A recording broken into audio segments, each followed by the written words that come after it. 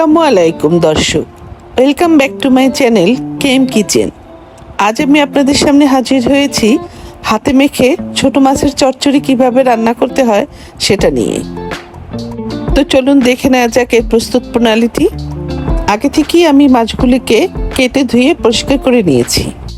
এখানে বিভিন্ন ধরনের ছোট মাছ আছে।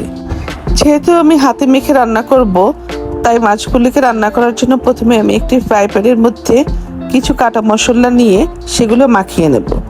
প্রথমেই আমি প্যানের মধ্যে দিয়ে দিলাম 1 বাটি পেঁয়াজ কুচি, 2 চামচ রসুন কুচি, 5-6টি কাঁচামরিচ, তারপর দেব 1 চামচ মরিচ গুঁড়া, 1 চামচ হলুদ গুঁড়া, 1 চামচ ধনিয়ার গুঁড়া, আধা চামচ ভাজা জিরার গুঁড়া, 1 চামচ লবণ ও আধা চামচ আদা বাটা।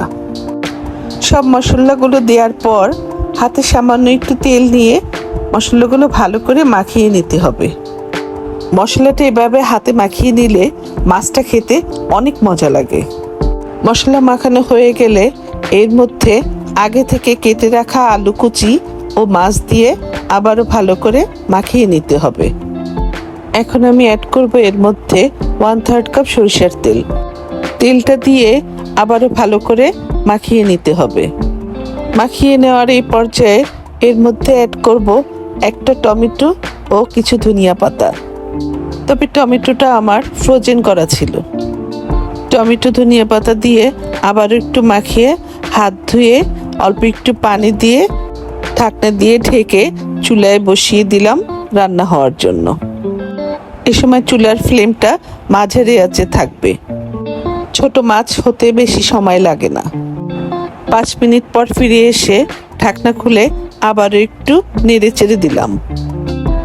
এরপর আবার ঢাকনা দিয়ে অপেক্ষা করব 5 মিনিটের জন্য। ফিরে এলাম 5 মিনিট পর।